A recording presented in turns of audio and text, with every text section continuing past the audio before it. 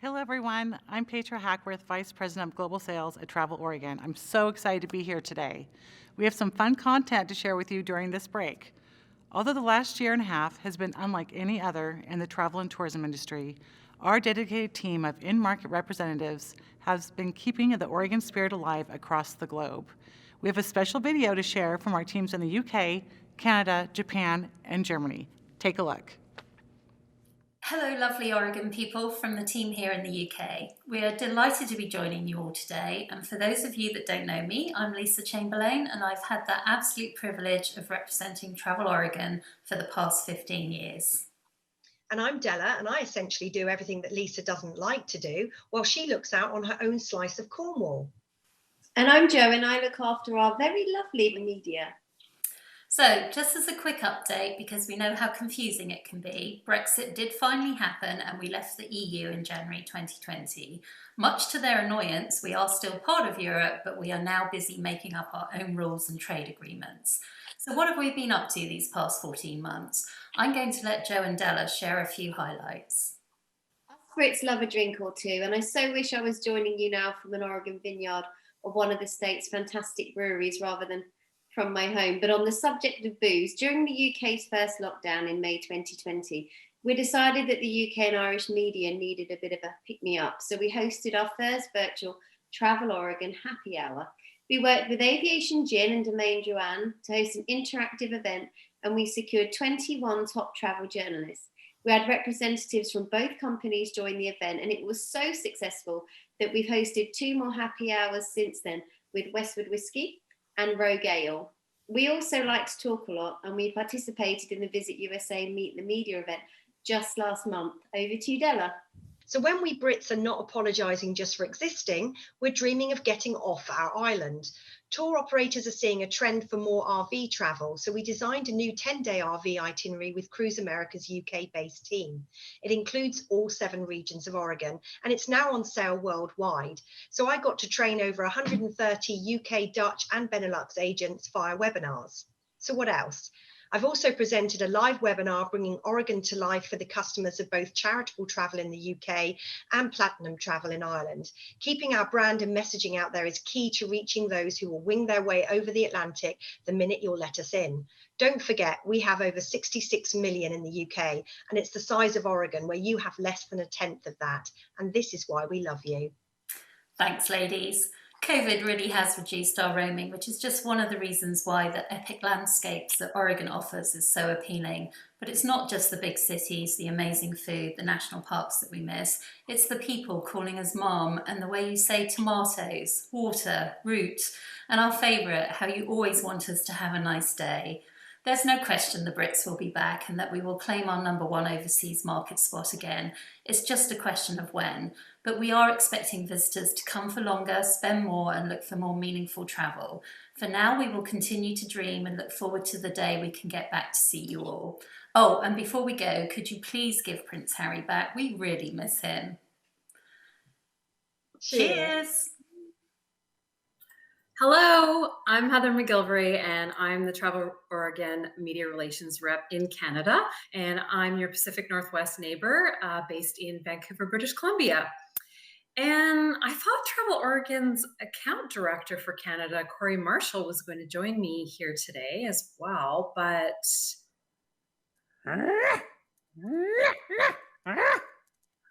Oh my goodness, Sasquatch? Is that you? I know Oregon and the Pacific Northwest is one of your favorite places to live, but I thought you were on vacation during the pandemic. Hi, everyone. That's right. I've been riding out the COVID pandemic in BC, and I can't wait to get back to Oregon. Not only do British Columbians have access to Oregon when the Canada-US border reopens, but I anticipate that Canada as a whole will be one of the first markets to return. I agree. Tell us more. Let me bring my friend and a familiar face to Oregon, to the Oregon group, my buddy, Corey Marshall. Hey, everyone, and thanks, Squatch. That's right. Hey, Corey. Glad you're here. Indeed, Canada's drive market looks to be one of the first to recover based on the latest Conference Board of Canada research. And as Canadians feel safest taking self-driven and self-guided vacations, Oregon is certainly well positioned. Matter of fact, snowbirder.ca also released similar findings recently in their demographic research of the 55 plus market. This all leads to that Pacific Northwest drive corridor being key for Canadians' return to international travel and that first international trip. I know many of my personal friends can't wait to get back for that Oregon maker's craft culture and of course to spend some of their Canadian saved up travel currency tax-free. So true. I know when we held our Travel Oregon virtual media event in Vancouver earlier this year, the travel journalists in attendance were eager to visit Oregon as soon as they could. We invited them to participate in a virtual treasure hunt along the Oregon coast, sending them a short video each week leading up to the event, providing clues as to where we were going and what we were going to be doing. Then at the event, we revealed it was Circles in the Sand at Face Rock State Scenic Viewpoint, of course. And we had Denny and Beth from Circles in the Sand as special guests to speak about the experience. And our guests were blown away by the artistry and are very keen to turn their virtual moment of wellness into a future experience in Oregon. That's awesome, Heather. And we sure know Oregon is blessed with a wealth of natural wonders: mountains, forests, waterfalls, hot springs, beaches, and the Pacific Ocean, to name a few. We hope to provide that wellness, healing, and connection with so many Canadians when they would be seeking their return to travel. Man, how things have changed in the past year, but one thing that remains true is Canada misses our Oregon friends, and we hope to see you again soon. Soon. Hello everyone. 皆さんこんにちは. This is Tomoe from the Japan office. Travel Oregon has marketed Japan for many years, and Japan is still one of the top international markets for Oregon. From younger individual travelers and student groups to our strong senior market, Japan is interested in your unique culture, stunning area of natural beauty, local food, wine, beer, among your abundant touristic assets.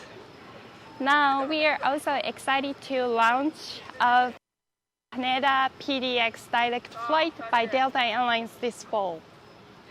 Actually, I'm here in Asakusa today. Asakusa Sensoji Temple is one of the most popular tourist spots in Tokyo. I came here today to make a wish that Japanese people can travel to Oregon again as soon as possible. So let's go!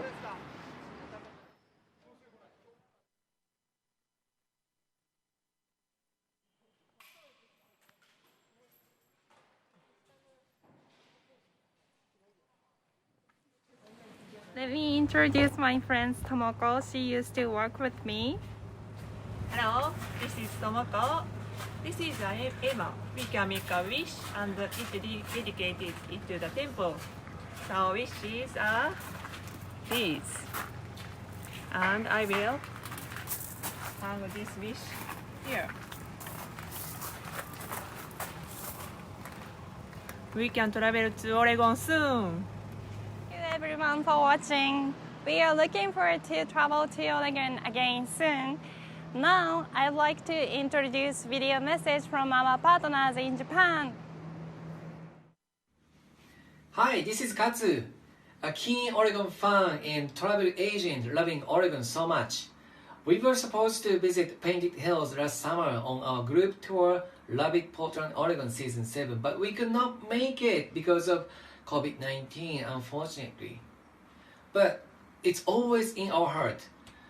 And we are very looking forward to seeing you again. Stay healthy to each other. I'll see you soon. Bye-bye. Hi, my name is Takuichiro Kobayashi. I'm a radio DJ in Nagoya, Japan. I produce the tour which is called Love It Portland, Oregon every summer. Not only we enjoy the culture of Portland, but also we enjoy the nature of Oregon. We've been to, of course, Mount Hood, Mountain Falls, Great Lake, Oregon Coast, Brownsville. We had a Stand By Me tour. That was awesome. Last summer we were supposed to go to Painted Hills, but the tour was canceled because of COVID-19. But whenever we were permitted to go, we'll be there for sure. hey, Greg, let's have a drink together. To that day, please take care of yourself and have a great life. We'll be there for sure. Bye. Servus, grüezi und hello! Greetings from Switzerland to all the attendees of the Oregon Governors Conference. My name is Susanne and I represent the beautiful state of Oregon in the German-speaking countries, Germany, Austria and Switzerland. What can I tell you about my market? The US has been and still is the #1 long-haul destinations for the German-speaking travelers. What do we love about Oregon? Well, basically everything. You know, we love the diversity, we love the wide open spaces, we love the small charming towns, we love Portland, the scenic byways, the road trip opportunities, the Native American and the cowboy experiences, and the pioneer history. We love it all and we cannot wait to finally come back. The pent-up demand is really high. Tour operators, media, travel agents, you know, they are ready to travel. Our suitcases are packed, you know, we are ready to go. And actually, we are currently working with a journalist from the German-speaking market who intends to come to Oregon in August. And we just finished the Oregon webinar series where we trained over 600 travel agents about Oregon. They all loved it, you know, it was a huge success. All in all, we are ready to go and Oregon is the destination to go once we are finally able to travel internationally again. Before I end this little video from Switzerland, I wanted to give you something typical from here. First, I thought about singing you a song from The Sound of Music, but since I can't sing, I won't do that to you. Then I thought, you know, sharing some beer with you, but how much fun is it if I can drink alone? Okay, then I thought about delicious German chocolate, you know, again, can't share it with you. So I came up with the typical sound of Switzerland that I can share with you, and I hope you like it.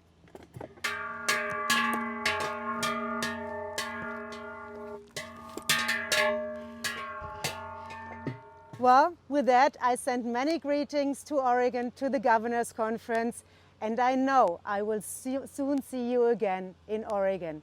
Can't wait. Take care. Bye-bye. We can't wait for our team to be able to come back to Oregon.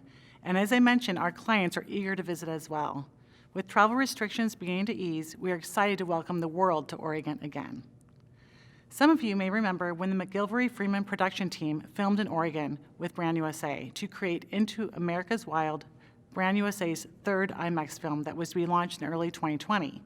Due to the pandemic, the film launch was put on hold. This fall, Brand USA has plans to start launching the film in specific markets across the globe. If you have the opportunity to see it, you definitely should. This film invites you to step off the beaten path and connect to your inner trailblazer in the cross-country journey to some of the most beautiful but little-known landscapes of North America. From the wilds of Alaska and the lush coastline of Oregon to the ancient canyons of the Southwest and the rolling hills of the Appalachian Trail. Into America's Wild is a nonstop ride via kayak, train, bike, hot air balloon, and more that explores the transformational allure of wild places and the human connection we all share with nature. We are fortunate that Oregon was prominently featured and wanted to share a sneak peek with you today. Enjoy.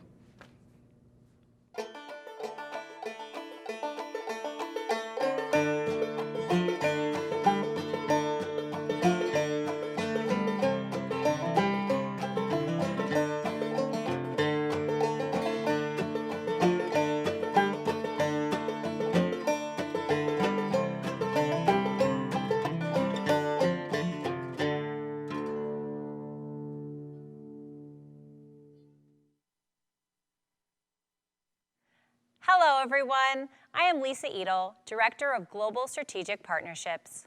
One of our conference sponsors and key strategic partners is the Oregon Restaurant and Lodging Association, who has also been a longtime sponsor of the conference.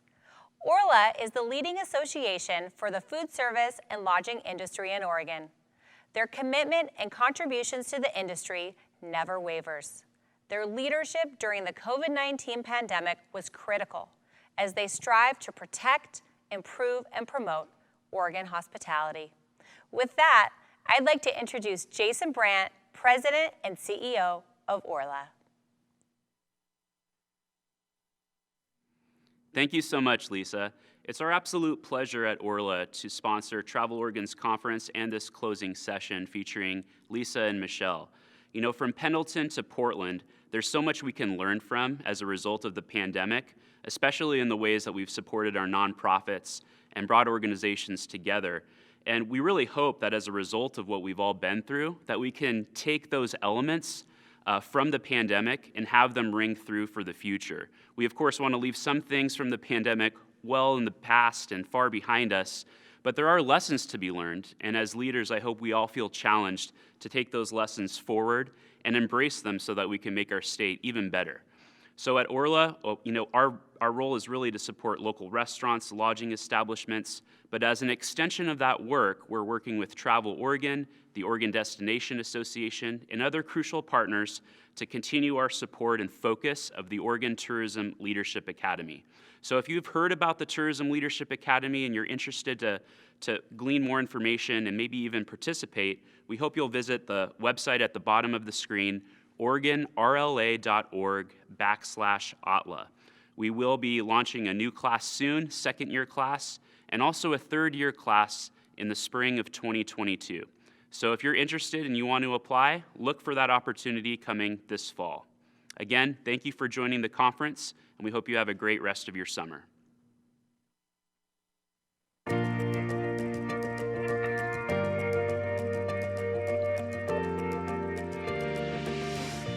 It seems like 2018 was a lifetime ago, but I will say what has gone well since that time frame, in particular, I'll just say the opportunity to meet Michael, who really encouraged all of us to embrace the discomfort of telling our story and telling our story about what it means to be an Oregonian and a person of color and in the travel and tourism industry, and to be brave about that. The governor's conference was very instrumental in starting the conversation, and I think that initially what was wonderful for me to see after the governor's conference were the number of people that sort of reached out and were interested in learning more and trying to be more aware of diversity and inclusion in the hospitality industry in Oregon. Well, I think the thing that we can all do, of course, is to make sure that our staffs reflect our communities. And that's the first and foremost thing. We have to make sure that our hiring process includes people from diverse backgrounds, ethnically, religiously, culturally, and that we embrace that. That point alone will make it easier for all others involved to feel accepted, to feel represented, and to feel seen in the industry. Well, I'm hoping to see that progress is that we're all more comfortable with being uncomfortable, and that we really take the opportunity to connect with people from different backgrounds in a very human way, that we embrace the ability to travel safely, both from a physical perspective, that we're vaccinated, that we have more robust economy, but we also think about how we can have more shared prosperity for our region. That's something I'm really honored to be a part of the Port of Portland, who's connecting both on the travel side of the industry, but also just in general with our region around trade and equitable development, so that we can really make sure that we're all thriving and that we have a community where we can see leaders that maybe look differently than they do today, that are in spaces and places that can help ensure that we can create pathways for a welcoming visitor experience for all. I am here with Michele Leedom. Michele is principal at Clinton Street Consulting. She specializes in strategy and leadership development. I have known Michele for years and know diversity, equity, and inclusion to be foundational to her work. To that end, Michele, thank you for being here. I'm curious, what big changes have you seen this year? Thank you, Lisa. I want to thank you and your entire team for helping put all of this together this year, too. It's been wonderful working together. This year has been epic in many ways. we as a nation have come together and increased our awareness of systemic racial and gender inequity across the country. And seeing that awareness transition into advocacy and activism has been really inspiring this year. And at the same time, Portland, like many urban areas across the US, is becoming more racially and ethnically diverse at a much faster pace than our surrounding rural communities. And as travel advocates, we want every traveler to have similar experiences regardless of their individual identities and regardless of the location they travel to. And we know, even looking at this past year, that that has not been the case across the state. So the work continues. My clients in rural communities are suddenly finding themselves in Zoom boom towns. And this is, of course, brought on by the pandemic, but it's also part of the migration of a class of people referred to as the untethered class. These are folks who rent, have remote jobs, and are largely mobile. And so that's some of what I'm seeing, and I'll keep it at that for the sake of time today. Michele, you met with a lot of people this year preparing for this session. How did you choose to share the stories and the participants that we're about to see? Yeah, this year in particular, it was really important to bring back prior year panelists who had been part of this work with us. We wanted to have us all together, but we know in this year we couldn't do that. And so that video that you saw with Alma Gia and Tamara Kennedy Hill that opened, you're gonna see another video like that. And so it was just a way to build on prior year panels, because we started in 2018 really focusing on a welcoming Oregon for all visitors coming across the state. 2019, we transitioned to inclusive practices. And in 2020, it was really about leveraging strategic partnerships for change, right? And this year is about taking action, about moving on operations beyond the pandemic. And so in the next grouping that you'll see, we're gonna be sitting down with Graf and Becky Wagner from Pendleton and Happy Canyon, the Pendleton Roundup and Happy Canyon. And they will be sharing what they've been up to this past year, as well as what's ahead. And then we will bring it back to here where we are in Portland with James Jesse from Travel Portland. This has been a year of endurance for our urban center, and I'm happy to share his insights that he has on what you can expect when coming into Portland. Thanks so much, Michele. We so appreciate you. Now, hey, let's head to Pendleton, everyone. The people of Pendleton, Oregon, and the Pendleton Roundup are in high hopes that everyone who hears this message is staying safe in these difficult times.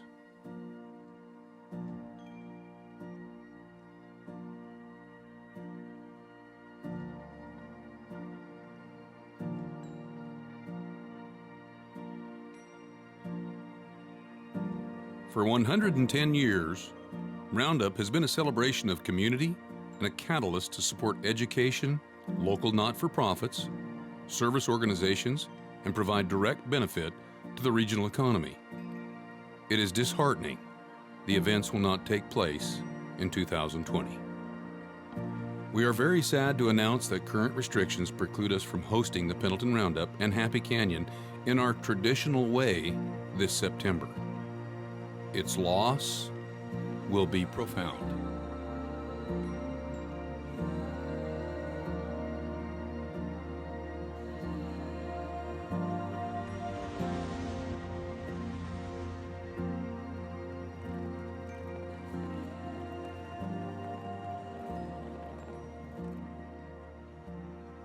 However, the 110th celebration kicks off the Letterbuck Cares Fund. The Roundup and Happy Canyon family is standing up to lend a helping hand. Fans will have a chance to pay it forward to our Letterbuck Cares Fund.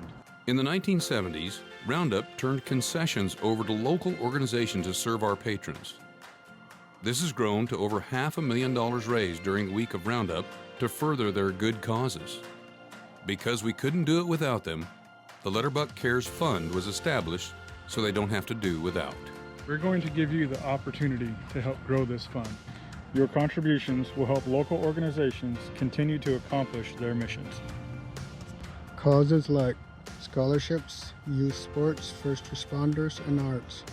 Causes also like recovery programs, breast cancer, hunger, Eastern Oregon military support, and animal rescue. Ticket holders have been contacted. They have the option to donate all or a portion of their refund to the Letterbutt Cares Fund or roll their tickets into next year.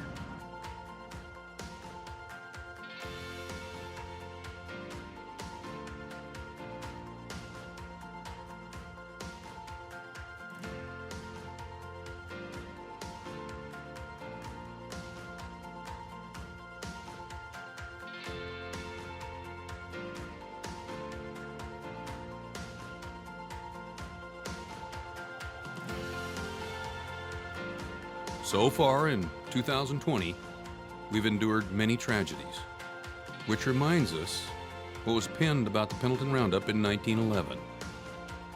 When things don't go right for you, when circumstances seem to be against you and fate deals you a blow between the eyes, remember what the cowboys say in the great Northwest. Just grit your teeth, get another hold, and let her buck.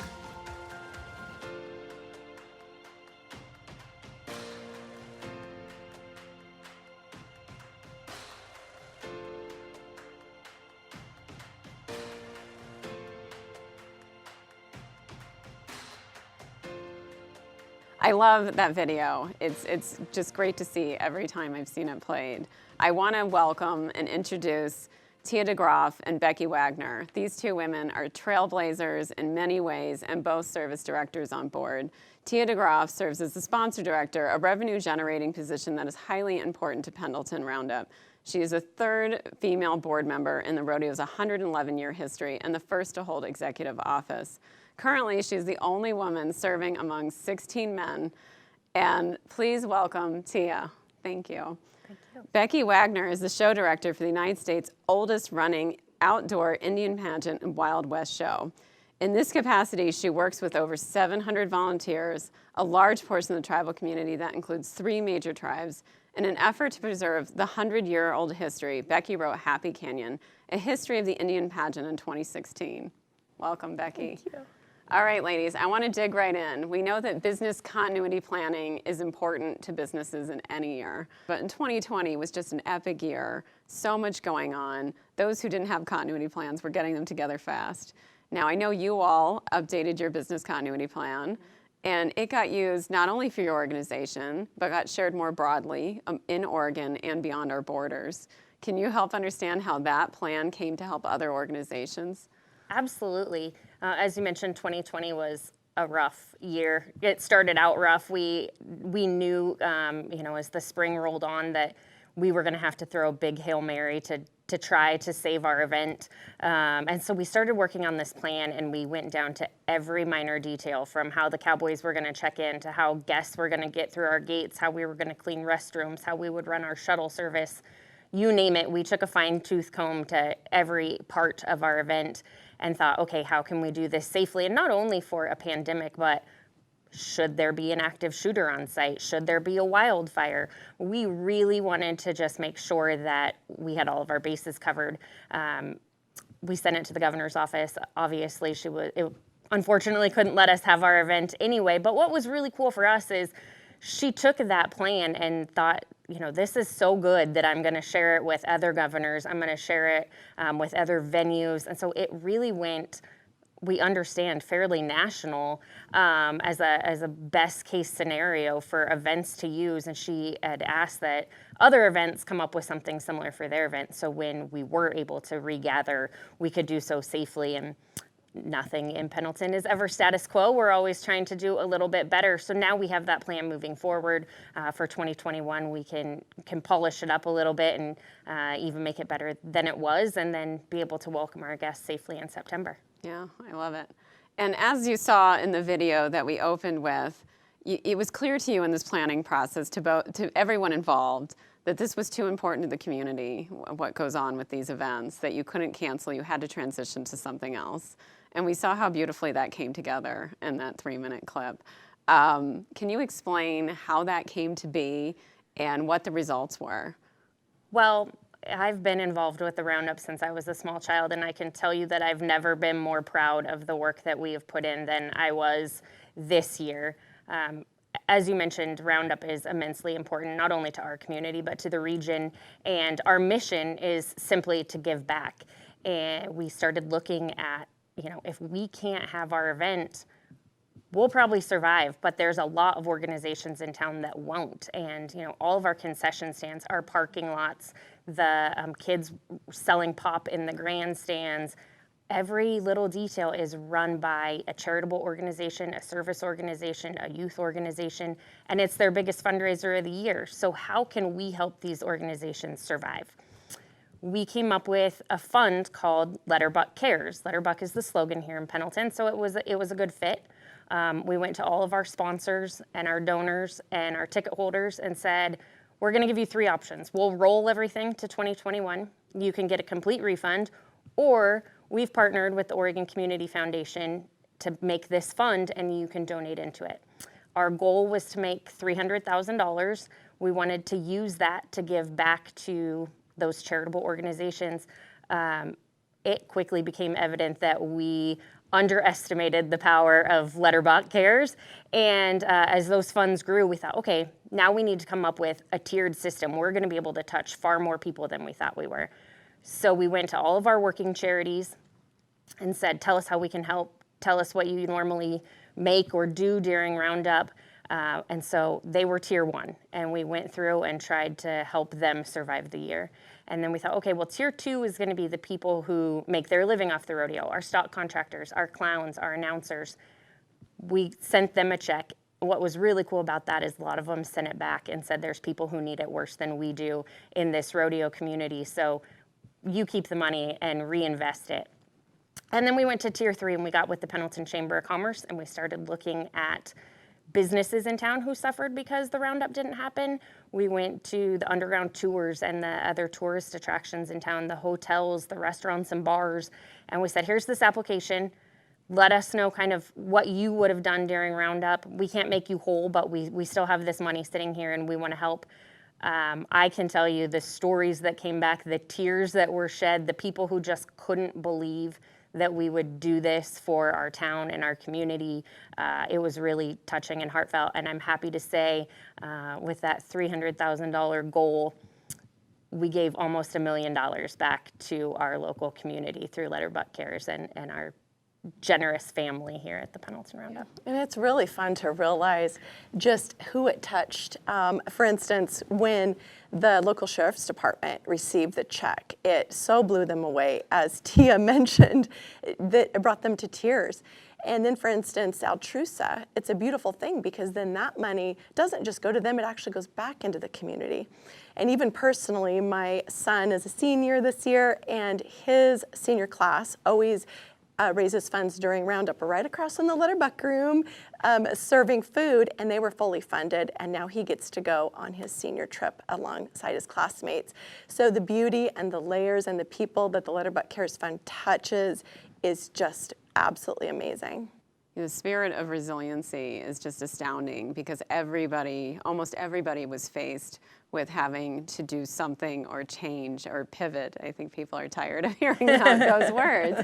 But, we have so much experience for trying to grow an event or, make it stronger, but very little experience with having to cancel events. So what you all were able to do is just remarkable, and just the stewardship and, your values are aspirational until they're tested, right? So well, thank you. Just really cool.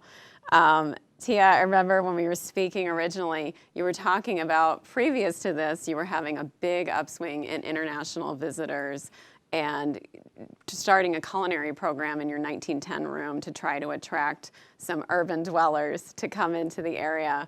Why is this important to the Roundup in Happy Canyon?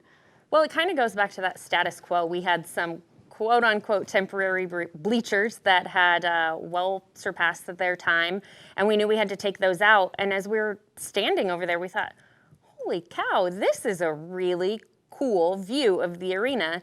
But it hadn't ever been considered like a high-end seat before. It was actually one of the cheap seats in the arena. And so we thought, well, what can we do? How can we attract these international guests, or maybe an urban dweller, somebody who, isn't necessarily a rodeo fan? And I have a background, as you mentioned, with Peter Jacobson Productions and a golf background. So we started thinking, what about like a golf hospitality suite of sorts? What if we bring in high-end catering, table service, private bathrooms, cocktails brought right to your table, and that's all inclusive in one ticket. And we thought, heck, why not? We'll try it for 1 year. If, the ticket revenue did better or we completely fail, we'll scratch it and we'll start over again. It surpassed our wildest expectations and now has become what we call the 1910 room, and it's one of the most sought after tickets in the rodeo grounds. But it really has helped us attract those, maybe a younger generation or a couple maybe that doesn't necessarily know about rodeo, and they really just want to come for an authentic experience more so than to sit in the stands because they're a big fan of the bronc riding. This way they can come experience the Pendleton Roundup in a little more comfort. Yeah. A testament to the power of what if, right? Yeah, you always got to try. You never know. Another testament to what if, your beautiful book on the Happy Canyon. In that research, you discovered some really important relationships of two different cultures coming together. Can you talk about some of those relationships, Becky? Yeah, I love this question, Michelle. It's beautiful when you realize that first and foremost, when the Pendleton Roundup in 1910 asked our local tribal members to come and join this new community event, and they said yes. And as I did my research, it was compelling to me to realize, well, what would make them say yes again when in 1916 they were asked to come and join into a new show called Happy Canyon that had been going on Main Street. And what happened, what was the result, as they said yes once again, was to form this beautiful cross-cultural event that brings together our tribal members, our local townspeople to put on this show. And at the heart of it were two people, and this is what makes this story really fun. Roy Raley, who's the father of Happy Canyon, after they had done the Wild West portion for a couple years on Main Street, saw the need to add in our tribal portion. And so who does he consult but none other than a woman, and not just any woman. Her name was Anna Wanase Minthorn, who happens to be a Cayuse tribal member, and they were such good friends. And she was a woman ahead of her time, having gone to the Carlisle Institute at the turn of the century, comes home having studied theater, and Roy gives her a call, and they literally sit down together to draft what we know as the Indian pageant portion of Happy Canyon in 1916 and 1917. What I find fascinating is that she was also the first woman on the Board of Trustees for the Confederated Tribes, so she really carried a leadership gift on her life anyway. But Roy and Anna could not know that what they perpetuated was going to end up being this beautiful family reunion from these tribes, the Cayuse, Umatilla, and Walla Walla, local Pendleton people, people that travel out of town to come in and do this show that today we fondly call a big family reunion. And it's beautiful. When I interviewed Chief Gary Burke, who does our welcome at the very beginning of the show, he said to me that it brings together the Indian and the non-Indian to literally reenact, relive, and celebrate the past. And you see this play out, and there's not another town like it where these cultures come together, and we cannot wait to form this beautifully done show with everyone that's in both the tribe and the non-tribe environment. Yeah, absolutely. And I just want to point out that Becky is putting a link for those looking in the chat. If you're interested in getting that Happy Canyon book, that'll be available for more information. When we were first speaking, Becky, I will say you were really a testament to someone who values self-education and growth, and that's just such an important leadership quality, and a testament to being key to implementing changes to increase the show's authenticity over the years. If I'm coming to the show, how does that authenticity show up? It's absolutely astounding to me what we have helped preserve in the show. When Roy and Anna wrote the script, they had no idea that we would, in essence, be preserving scenes such as the Indian wedding scene. So when you see that played out, the song that they drum, because the orchestra goes quiet and they sing and drum a song, several tribal members have said we preserved both of those things, both the song and the actual wedding dance that they do. And it also, in my research, as I dove deep into the whys and some of the reasons that Roy and Anna had written part of it in, I really wanted to beef up those parts. I talked to local tribal members, historians, past directors, and I have had a lot of fun working together with the cast to add in more tribal dancing. We've really worked on that early Columbia River Plateau Indian life to make sure they're showing the berry picking and the fishing and the hide tanning, adding in the little dancers coming out of the teepees, and really to do some new things, such as adding the Confederated tribal flag as a part of the grand finale in 2019. And that's been a really beautiful new addition by one of our key tribal members on horseback. Some really key things. And we've also worked hard on making sure that the tribe and the non-tribal cast are wearing really authentic clothing, but especially the regalia, because nowhere else can you go in America and see authentic regalia, which is in essence the Indian clothing, but from the beadwork to the Indian headdresses to the moccasins, and even the horse trappings, which is beaded. It is unparalleled anywhere in the United States. And when the audience sits there, they get to literally watch and step back into time as if they had been here in Pendleton. What's fun is the show takes place on traditional Indian ground, and also when the pioneers come in, you are literally just 100 feet away from the actual Oregon Trail. So you're literally sitting in this time capsule as you watch the Happy Canyon show. I love it. I love it. That's pretty awesome. Transitioning a bit, I would be remiss if I didn't acknowledge that you're both board members representing your organization today, both female board members. This has been a hot topic here in the United States, trying to move the needle on female representation on boards. And so I'm just wondering if you could briefly share your own experience as board members within these organizations. And for those sitting out there who are interested in being on boards, what advice do you have for these women out there wanting to be on boards, or anybody wanting to be on boards? I've had a wonderful experience. I started on boards, well, in Pendleton you just get involved. I can't even tell you what the first board I was on. It was probably something in high school, to be honest with you. But this board in particular has been a wonderful opportunity for me. My father was on the board, and being the third female, I had some big shoes ahead of me. Women have really always played an important role at Roundup. There's tons of volunteers. The entire thing's put on by volunteers, but tons of female volunteers. We had an accident in, I believe it was 1939, where a woman was killed in the arena. And they thought, okay, rodeo's too dangerous for women. So they wouldn't let women be in the arena. They brought back barrel racing in 2000.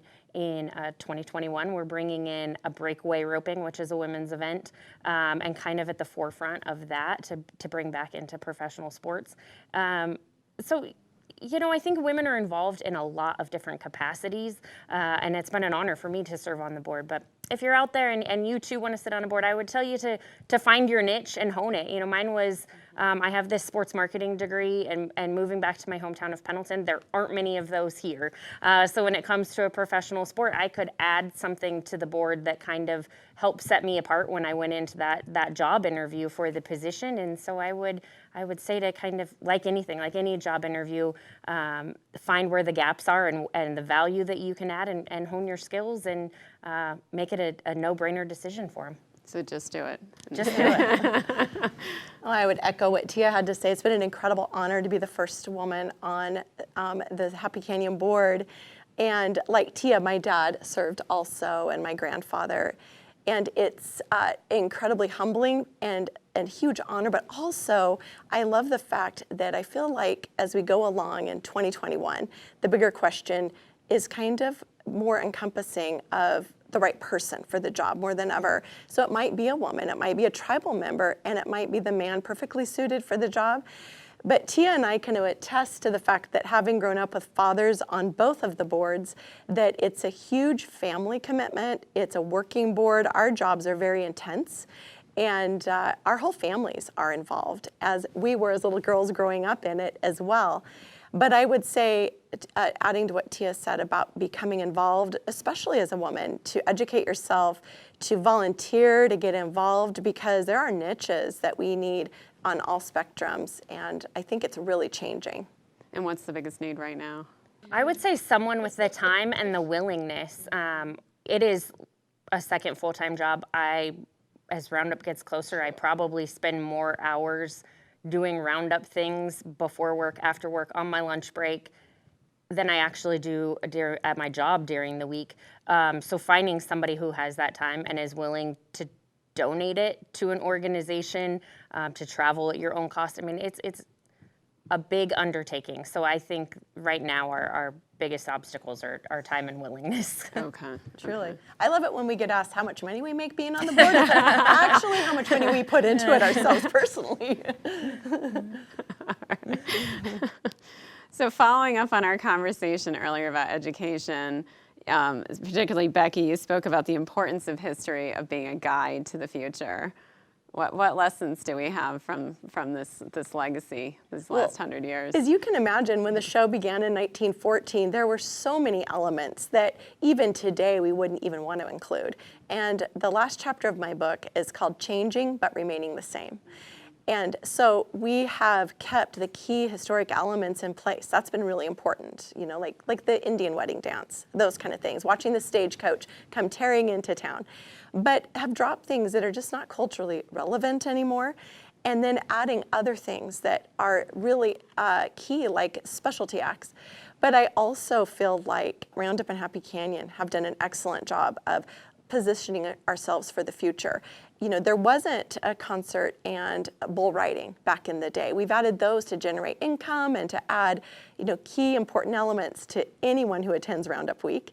But also we have discovered really important projects to really improve our grandstand and our arena, especially at Happy Canyon. In 2016, we sought funds so we could build our mezzanine. And the mezzanine actually adds a huge safety element to the show, because now you enter in at the end of the entire facility, and you are able to cross over the top of where all the wagons, the horses, and all of the cast come and go. So it's a safety feature, but it also added really important ADA features with a big elevator, and we have the bathrooms on that mezzanine level, and that has really enhanced any patron that wants to come take part in any of those shows. Yeah. I was just thinking about the improvements that we've made over the years, and we're big on tradition here, so you probably won't notice a ton of them to the naked eye. Obviously, when we build grandstands and things of that nature, you see it, but adding in Wi-Fi, I'm sure the Indian village did not have Wi-Fi when we started, and increasing those things that really make it progress into the future, but keep our traditions and our values all the same. Yeah, and I think a lot of organizations are faced with that. They try to honor their traditions, but they're feeling the pull to evolve. And so what do you say for people who are fearful on how to do that evolution and honor the tradition? Try it.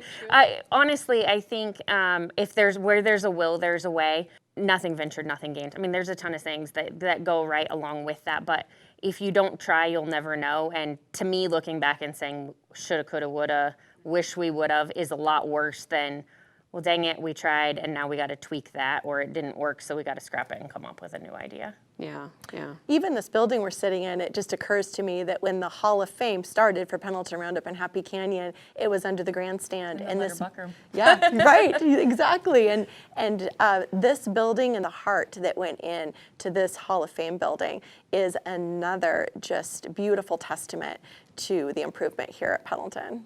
Yeah, and just the vibrancy of this area is just a testament to your willingness to honor what was and continually test and evolve and push the boundaries of what people want. And it seems like the risks have paid off.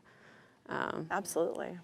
And so, just to kind of close this out, This has been often referred to as America's largest family reunion at times. And for those out there who are wanting to participate this year, you were talking about how people could roll forward their tickets or donate, and many chose to roll forward. It sounds to me like this is going to be a tough year to come sit in those seats if you want to get in. Is that fair?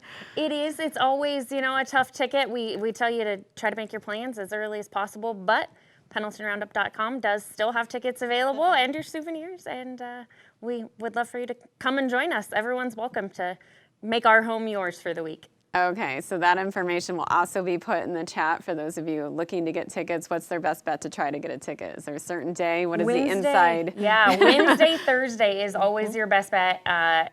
You get the same show. We work really hard to make sure that the livestock is just as good on Wednesday as it is on Saturday for the championship round. So no matter when you come, you won't be disappointed, but tickets are a little easier to get earlier in the week. Anything new from 2019 for those coming in 2021? Well, it feels like everything's going to be brand new after a one-year lapse. But yes, we're always tweaking things. There's always going to be, little differences here and there. Maybe some that nobody will notice, but insider secrets. You're just going to have to come try it out for yourself. All right. Yeah, and I will say, I have hired 2 amazing specialty acts that you don't want to miss. Edel and Spanky, who actually have a feature-length film, and I just hired Piper Ewell from Calgary Stampede, and she is an 8-year-old trick writer that is phenomenal. So it'll add a whole new element to the show I'm really excited about. Wonderful. All right, ladies, since we're in Pendleton, Oregon, how do we want to close out this show? Let her buck. And on with the show.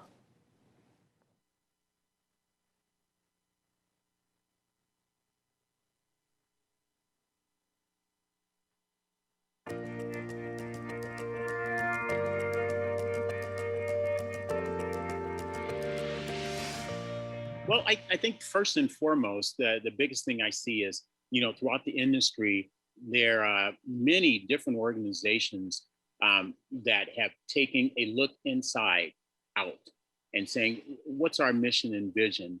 And how is our strategic plan aligned with supporting, anti-racism? I think there has been positive movement in the hospitality industry in general, but it's something that we can't just check a box and move on, but we have to keep focus on it and making sure that it becomes a priority for all of our organizations.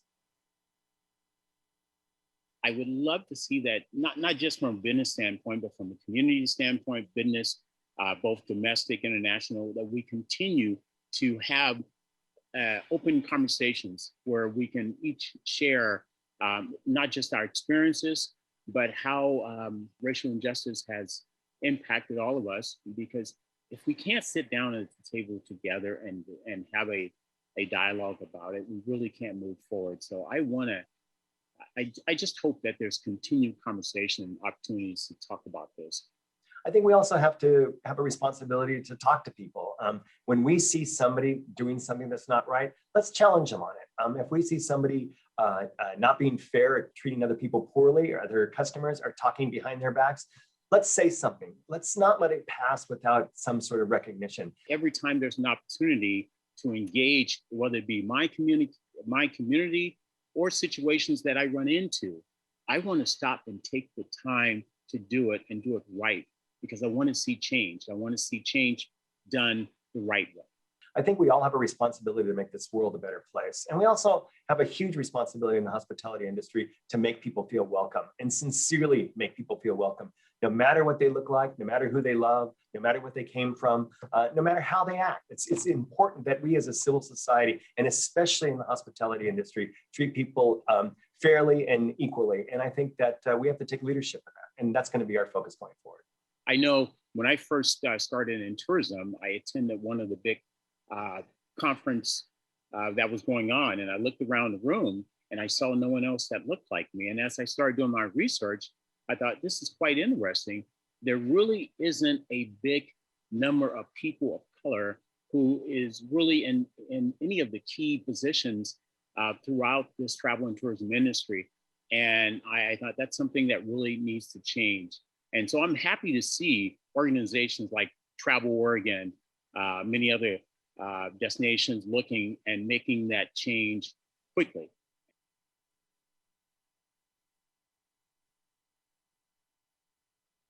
Hello, I want to introduce you to James Jesse from Travel Portland. James has taken an active role in advocating the changes required to lead the Portland hospitality community through the effects of the pandemic, as well as the national reckoning for racial equity. He has led the creation of the Portland Convention Business Recovery Task Force to prepare partners for the shifting dynamics of hosting conventions and meetings in a post-pandemic era. James remains committed to diversity, inclusion, and equity measures needed for people of color in the tourism industry. Welcome, James. Thank you, Michelle. It's a pleasure being here. Thanks. I just want to start right in. We have really experienced so many changes in Portland over the last decade, really, and especially this year. And I just wonder, what have you learned about Portlanders this year? Well, Portlanders have gone through a lot over the last years, and in specifics, over the last 16 months. Being in our industry, we've had to deal with 3 crises that were happening simultaneously. The crisis of public health and safety as a result of COVID-19, the crisis of the ensuing economic crisis due to the closures and the closures of our industry. You know, and then at that final point being the national reckoning on diversity, equity, and inclusion that really brought forth this conversation back to the forefront of our conversation in our industry. So yes, there was lots of things happening over the last 16 months or so that really affected us here in Portland. What did I learn about Portlanders in this process there?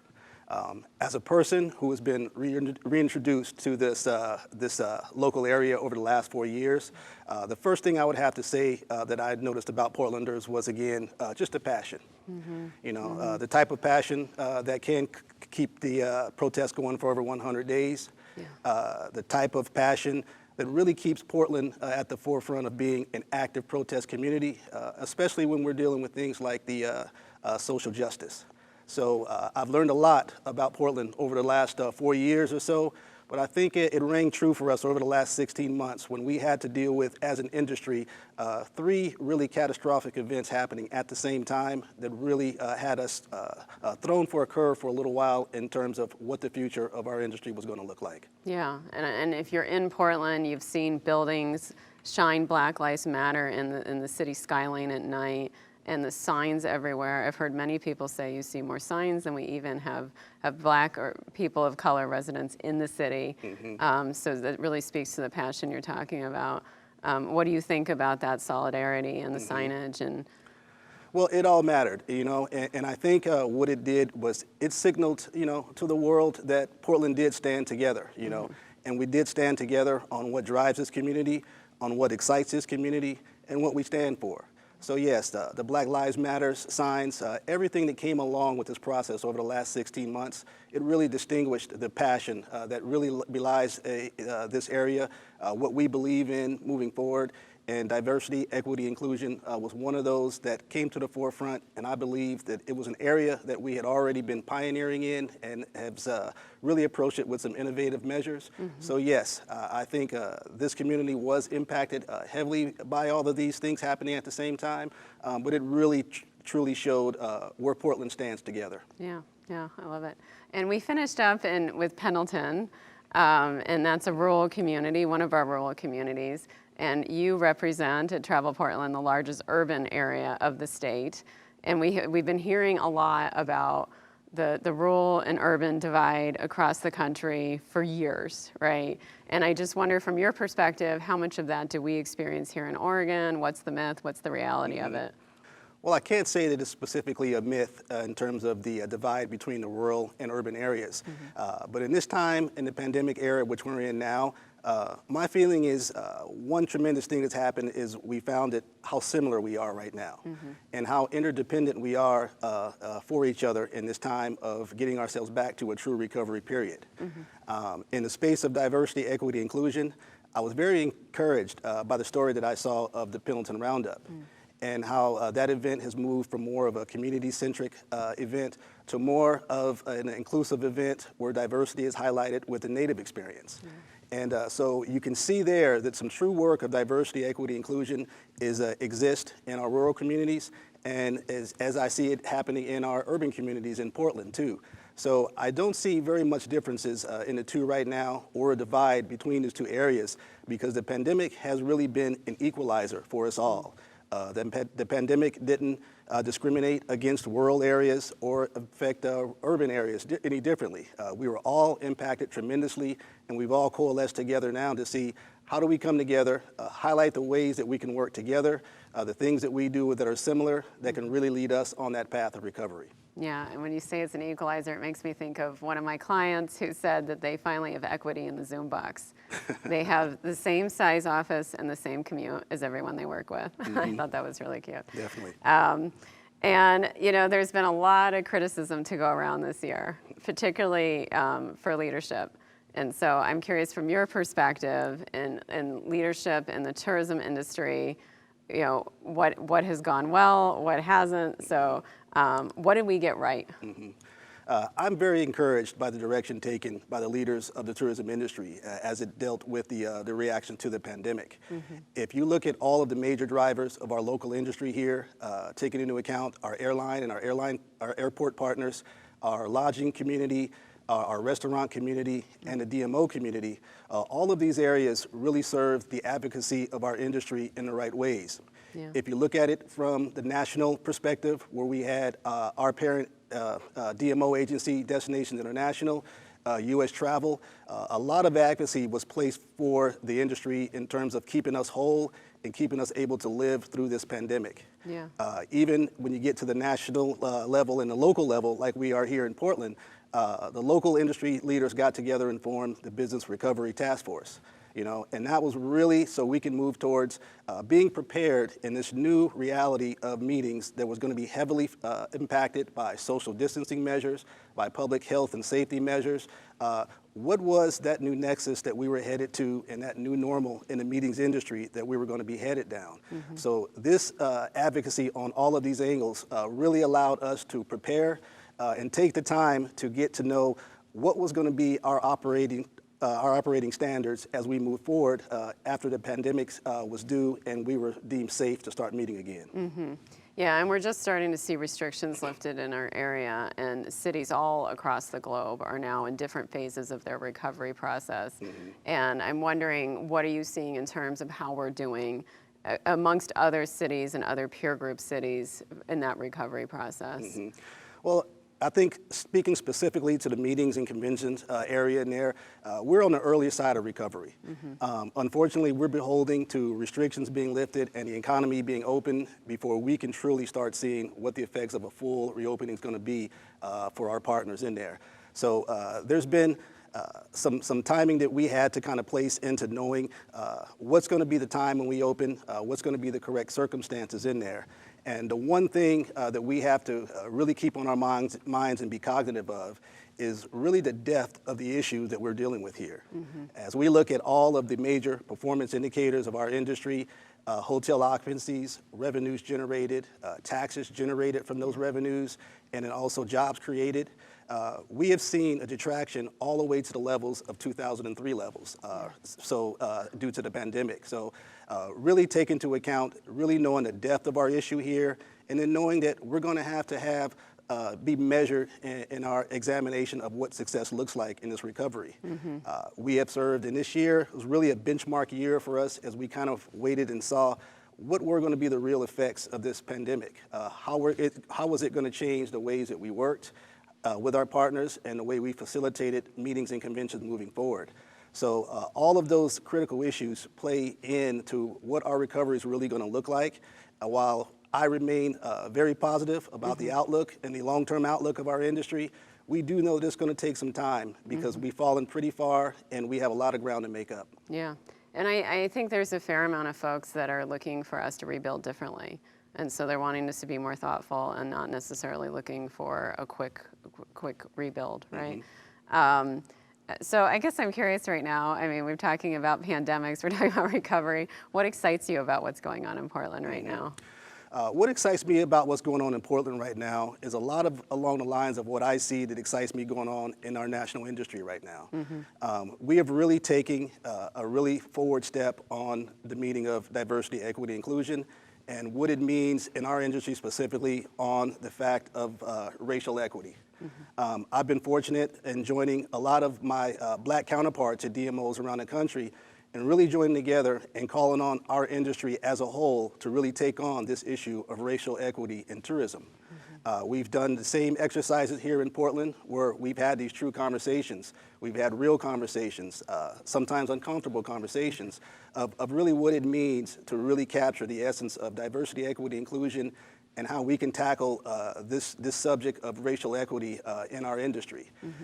Portland has been on the forefront of diversity and inclusion measures, but we have seen, myself and many like me in this industry, over the last 28 years that I've been in the DMO space, that we've always done a great job of acknowledging the issues of DEI. We apologize for the things that's happened over history, but consistently we've fallen short on the equity side of it. And that's producing outcomes and where we're gonna head to really tackle some of these issues of diversity, equity, inclusion within our industry. So I've been very encouraged about this positive step that we've taken within our industry, but Portland has been on the forefront of this for many years in the DEI space, and so I've been really encouraged on where we've been heading as an industry, but Portland has been a leader in this space and in our industry, and I'm really proud of that fact. Yeah, I agree. I see a lot of organizations that they have diversity, but they don't have equity because they don't have equal representation at all levels. People are getting stopped at a certain area of the company, and so that's an important point for sure.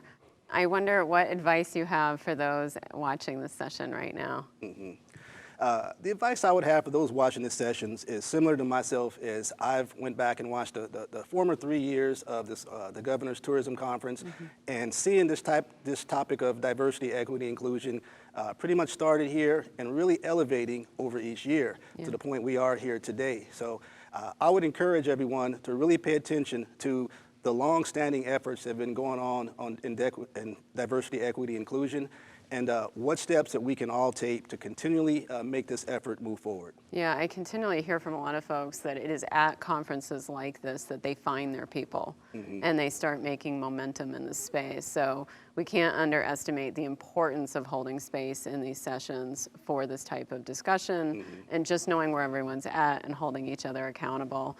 I know that even membership groups have been called upon to be doing more, providing more services and providing more education. Conference venues are no different. And then you work with a lot of businesses, different industries, different people, different size companies. I'm wondering what changes you've seen in the businesses that you work with, reacting to the events of the past year that you think will actually carry forward and create a positive change moving forward. Like, so what have they done that you think will continue on for years to come? I think here in Portland, we've taken on a stewardship of diversity, equity, inclusion that's gone beyond just the representation side of it to the access side of it. And really that access side of it deals with how are we, what job are we doing to bring the positive aspects of tourism to all communities here locally? And specifically, those emerging communities, those businesses, those women-owned businesses, those BIPOC-owned businesses who really haven't had the opportunity over the years to actively participate in a tourism economy. So really a movement here that I think will go far beyond what we've seen over the last years is the stewardship of this process that really is focusing on how do we make this a totally inclusive environment for all? How do we take the positive aspects and the economic impact that's brought forth by tourism here locally and spread that impact amongst all of our local communities here? And I'm wondering for people who maybe haven't been to Portland in a couple of years and are sitting there thinking about trips coming up, what should they expect to see? Should they come here? What will they see that's new if they haven't been here for a while? What should they be getting excited about? You know, you'll see a new energy, and you'll see a renewed commitment to really placing a value on respecting differences here. We really want to create a welcoming environment that really highlights the uniqueness of individuals and really allows individuals to be their unique selves. So it's not only that you're coming to a community that's receptive to DEI, but we're receptive to the idea of you coming here and being yourself and knowing that your unique self is valued. Yeah. Thank you, James, for being here today. Thank you also, Michelle. It's a pleasure being here today, and we really look forward to getting Portland back to its rightful place as a premier destination. Absolutely. I also want to thank all the folks across the state who have worked so hard to keep our state safe and keep it the travel destination that you've all loved over the last several years. And just some key takeaways to share with you, because we've had a lot of speakers and a lot of information. Representation matters. You heard it. A lot of folks have diversity, but they don't have equity yet. To achieve equity, our diverse populations must be represented at all levels, politically, professionally, and socially. Be transparent. When you take actions, show the results of those actions with your team members and even publicly. Have a plan, but remember, how you plan with your team can be more important than the plan itself. Things happen and they derail, but the teams that actually take the time to plan together are more successful when they happen. Conflict happens, and more importantly, I'd say it should happen, but be prepared for it. Don't miss an opportunity to impact positive change. Encourage innovation by normalizing failure. You heard this again and again in the examples that Tia de Graf and Becky Wagner shared. Don't be afraid to try something new. And thank you all for participating for the entire session. And with that, back to you, Lisa. Thank you, Michelle. That was very energizing. Before we close the conference today, I would like to take the last opportunity to thank our sponsors and each and every one of you who joined us virtually from across the state. Your continued partnership and dedication to Oregon's tourism industry is truly inspiring. As we reflect on today's messaging, it's clear we will event again and are excited to be working with our friends at the Central Oregon Visitors Association and Sun River Resort to host the 2022 Oregon Governors Conference on Tourism. Please welcome the team from COVA as they inspire us about their region and remind us how exciting it will be to return to an in-person conference in 2022. Hi, I'm Shannon Kelly, and I've teamed up with Visit Central Oregon and Travel Oregon to find out the top spots for fun and adventure in the high desert. We are so excited to see you next March in Sun River for the Oregon Governors Conference on Tourism. In anticipation of an in-person gathering, we've spoken to all of our favorite outdoor tourism folks to find out the absolute best places to get out and recreate in Central Oregon. Take some notes. You'll want to start planning your itinerary right away. Thanks for sitting with me today, Zavi. I know you have really great recommendations for getting out and about for adventure in Central Oregon, and next March, all of the attendees of the Governor's Conference are going to need to know where to go. So I'm just wondering, what is your absolute favorite, can't miss, best spot for adventure in Central Oregon? Woo, that's tough. There are so many beautiful places to adventure in Central Oregon. But I really love rafting down in Maupin on the Deschutes. I also love fly fishing on the Deschutes. Gotta go climbing over at Smith Rock, one of our 7 wonders of Oregon.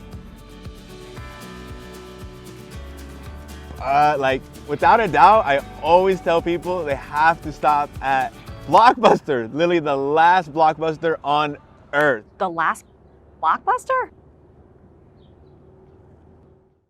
Thanks for meeting with me, Lindsay. You always have the best ideas for how to get out and about and recreate in Central Oregon. And I'm wondering, what is your top recommendation for the folks visiting us in March next year for the Governor's Conference? Gosh, Shannon, that's tough. We have so many great things to do in Sun River. Biking, we have over 40 miles of bike paths in Sun River. Paddling, you know, getting a stand-up paddleboard and cruising out on a beautiful day to just enjoy the scenery.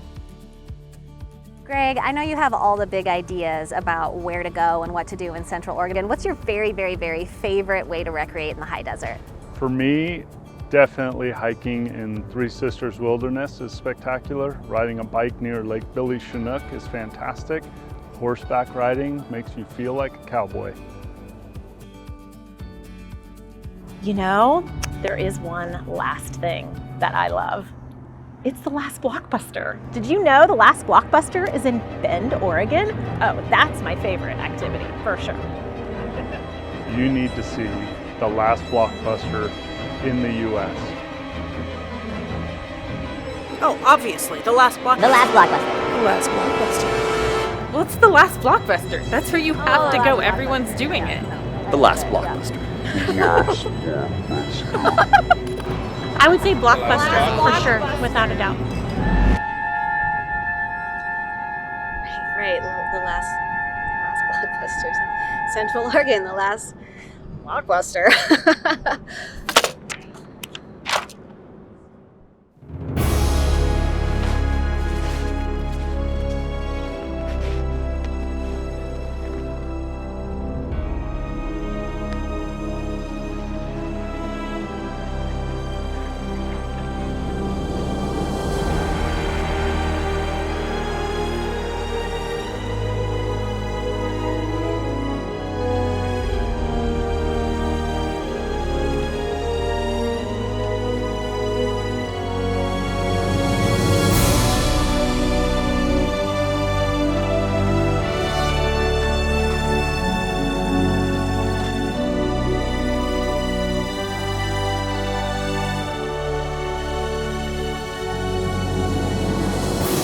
Excited to welcome you to Central Oregon, home of the 2022 Oregon Governors Conference on Tourism.